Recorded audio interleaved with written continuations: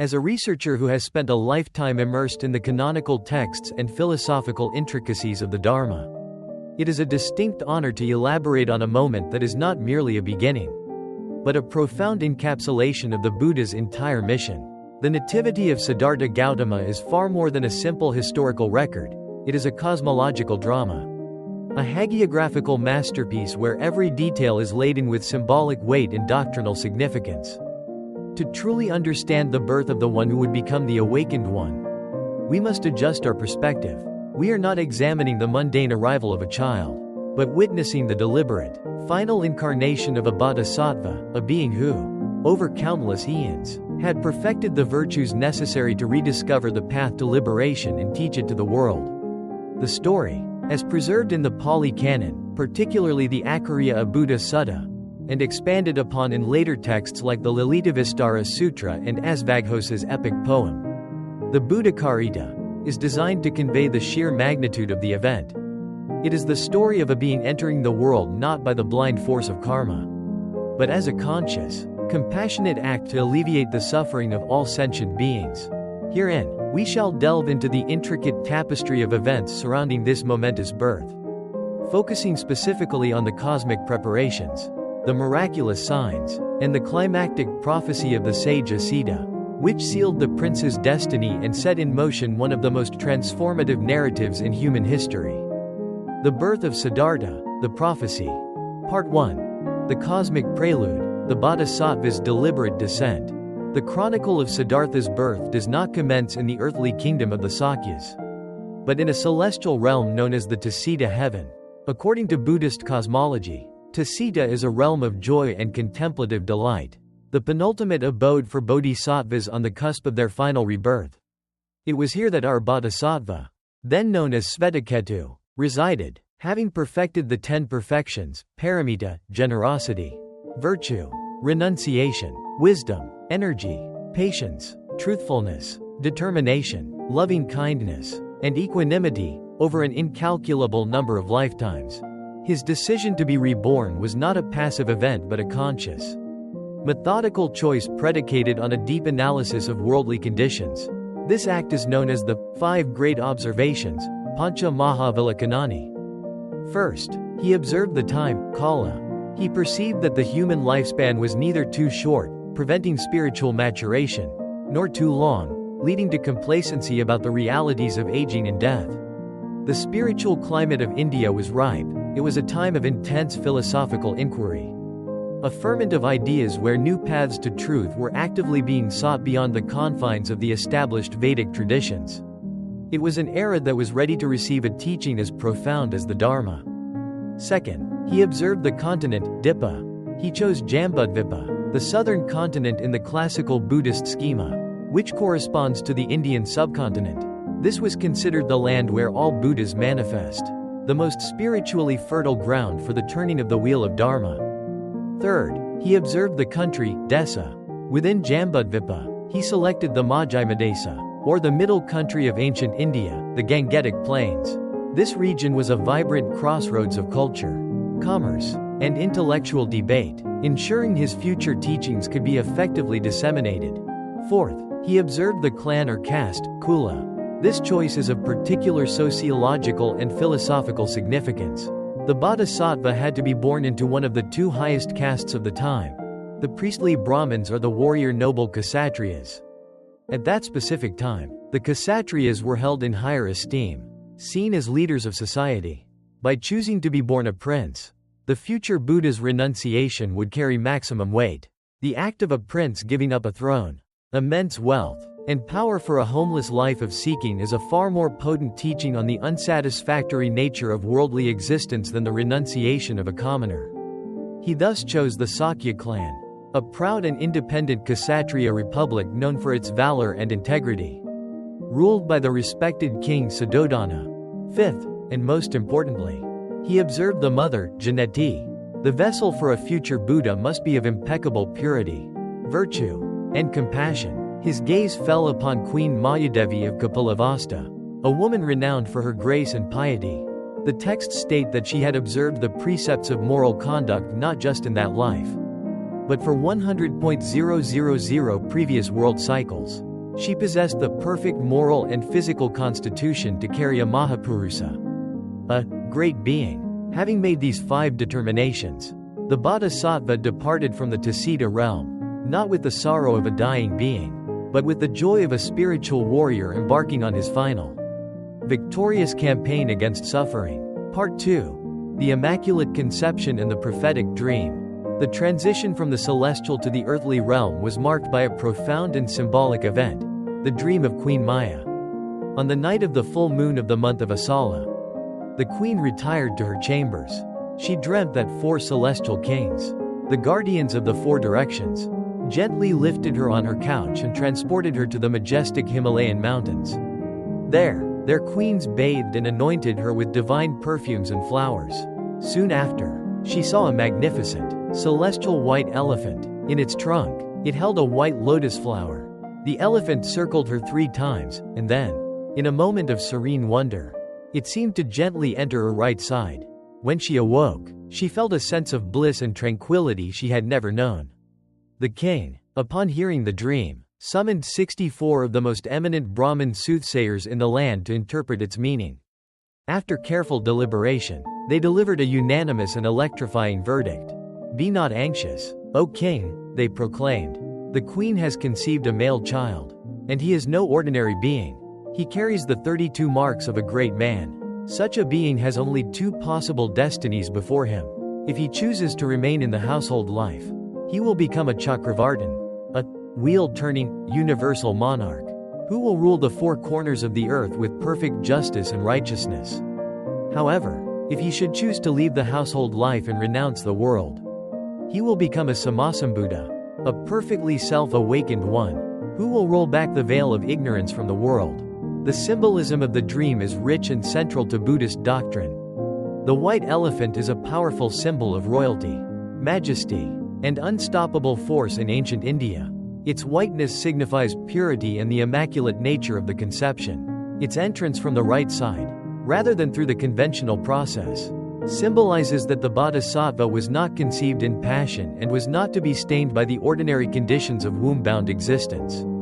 The lotus flower it carries is one of the most important Buddhist symbols, representing the ability of purity and wisdom to rise, unstained, from the muddy waters of samsara, the cycle of birth, death, and suffering. For King Suddhodana, a temporal ruler concerned with lineage and power, the prophecy was a source of both immense pride and deep anxiety, while the prospect of his son becoming a universal emperor was the fulfillment of his greatest ambitions. The alternative, that he would renounce it all for a shaved head, an alms bowl, and a homeless life, was an unthinkable loss. This dual prophecy would become the driving force behind all of the king's actions, creating the gilded cage in which he would attempt to imprison his son's spiritual destiny. Part 3. The Nativity at Lumbini, a birth beyond the ordinary.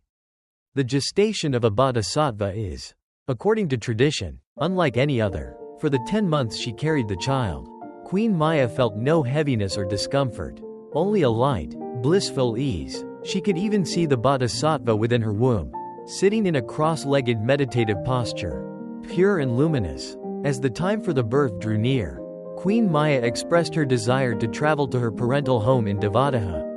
As was the custom, King Suddhodana arranged for a grand procession, and she set out in a golden palanquin. The journey took her through a beautiful grove of sal trees called Lumbini Garden. The trees were in full, glorious bloom, and the air was filled with the scent of flowers and the song of birds. The queen was enchanted by the beauty of the grove and ordered the procession to stop. She stepped from her palanquin and walked towards a magnificent sal tree. As she reached up with her right hand to hold one of its branches, the branch bent down of its own accord to meet her. As she stood there, holding the branch, the birth occurred. The texts describe it as a miraculous, painless, and pure event. The bodhisattva emerged from her right side, like a preacher descending from his seat or a man coming down a staircase. Fully conscious, clear, and unstained by the impurities of childbirth. In that instant, the entire cosmos is said to have celebrated. A gentle, unseasonal rain fell, some drops hot, some cold, to bathe the mother and child. Celestial music filled the air, and a brilliant light illuminated the 10,000 world systems. The blind could see, the deaf could hear, and the lame could walk. The newborn infant then performed an act of supreme symbolic importance. He stood firmly on the ground and took 7 steps to the north. At each of the 7 places his feet touched, a lotus flower bloomed. He then stopped, and with one hand pointing to the heavens and the other to the earth, he uttered his lion's roar, Siddhartha, a declaration of his purpose and preeminence. Agohamasmi lokasa, Jethohamasmi lokasa, Sethohamasmi lokasa, I am Antima Jati, Nathi Dani Punabhavoti, I am chief of the world, eldest in the world, foremost in the world, this is the last birth. There is now no more renewal of being. This declaration is not to be understood as the literal cry of an infant, but as a symbolic statement of the event's meaning. It is the announcement that a being has arrived who has mastered the cycles of time and karma. The 7 steps represent the traversing of the 7 directions, the 4 cardinal points, the nadir, the zenith, and the center, symbolizing his future mastery over all realms of existence. The statement, "This is my last birth," is the core promise of Buddhism, that the relentless, sorrowful cycle of rebirth, samsara, can be brought to an end. It was a prophecy uttered by the Bodhisattva himself, a foreshadowing of the nirvana he would not only realize but also make accessible to all. Part 4. The seer's arrival, the prophecy of Asita. News of the miraculous birth spread rapidly. Living in the Himalayas was a revered ascetic sage named Asita, also known as Kaladevala. He was a master of the meditative states, dhyanas, and had been a spiritual advisor to King Suddhodana's father. Through his meditative powers, he became aware of the celebrations among the celestial beings and understood that a being of immense spiritual power had been born into the world. He immediately traveled down from his mountain hermitage to the palace in Kapilavastu to see the child. King Suddhodana was overjoyed to receive such an esteemed visitor. He brought the newborn prince, wrapped in the finest silks, and prepared to have the child bow at the feet of the holy man. But a wonder occurred. The infant's feet turned and placed themselves upon the matted locks of the great sage. Asita, understanding the profundity of this, immediately rose and prostrated himself before the infant prince, an act that astonished the king and his entire court. Asita, with his clairvoyant vision, then carefully examined the child for the 32 marks of a great man, Divatrimsat Mahapurusa Laksanani. These are specific physical characteristics that, according to ancient Indian tradition, adorn the bodies of only 2 types of beings, a universal monarch or a fully enlightened Buddha. He found them all present, the level feet that he could place flatly on the ground, the mark of the 1,000-spoked wheel on his soles, the long fingers and toes, the soft and tender skin, the 40 teeth, the deep blue eyes, the long earlobes, and the cranial protuberance known as the Usnisa, which would later be depicted in all Buddha statues. As he confirmed the presence of these marks, a beatific smile spread across the old sage's face. He was witnessing the culmination of countless eons of positive karma, the physical manifestation of a being destined for greatness. The king, seeing the sage's smile, was filled with hope, believing this confirmed the glorious, worldly destiny he desired for his son. But then, to the king's utter shock and dismay, Asita's expression changed, the smile faded, and tears began to stream down his wrinkled cheeks. "Why do you weep, O Holy One?" the king asked anxiously. "Have you seen some ill omen? Some future danger for my son?" "No, great king, no danger at all," Asita replied, his voice thick with emotion. "I weep not for the prince, but for myself. This child is, without any doubt, the one who will achieve supreme and perfect enlightenment. He will become a Buddha and teach the rare and precious Dharma that leads to the cessation of all suffering. He is a light that has appeared in a world shrouded in darkness." He paused, collecting himself. "I smile because I have been blessed to behold such a being. But I weep because of my great age. I will not live long enough to witness his enlightenment, nor to hear the profound Dharma that he will teach. I will have passed away, to be reborn in a formless realm where it is impossible to receive such teachings. I have met the guide to liberation, but will miss the lesson. It is for this loss, great king, that I weep." With that, Asita delivered his final, definitive prophecy. confirming what the court soothsayers had foretold but with far greater certainty and spiritual authority. He declared that the signs were unequivocal. The prince's path was set. While the choice between ruler and renunciant was technically present, the overwhelming power of his spiritual perfections made the latter outcome almost inevitable. The worldly path of a Chakravartin was but a shadow compared to the universal spiritual liberation he was destined to offer. Asita's prophecy was the defining moment of Siddhartha's early life. It planted a seed of destiny that could not be ignored. For King Suddhodana, it transformed his background anxiety into a clear and present fear. The sage's tears, more than his smile, solidified the king's resolve to fight this spiritual destiny. He would create a world for his son so perfect, so devoid of any trigger for spiritual contemplation, so insulated from the realities of aging, sickness, and death, that the prince would never even conceive of a reason to renounce it. Asita's prophecy, intended as an affirmation of a glorious spiritual future, instead became the blueprint for the construction of Siddhartha's gilded cage. Conclusion. A birth that teaches. The birth of Siddhartha Gautama, as recounted in the Buddhist tradition, is therefore not a mere historical preamble. It is a foundational teaching, a narrative saturated with the core tenets of the Dharma.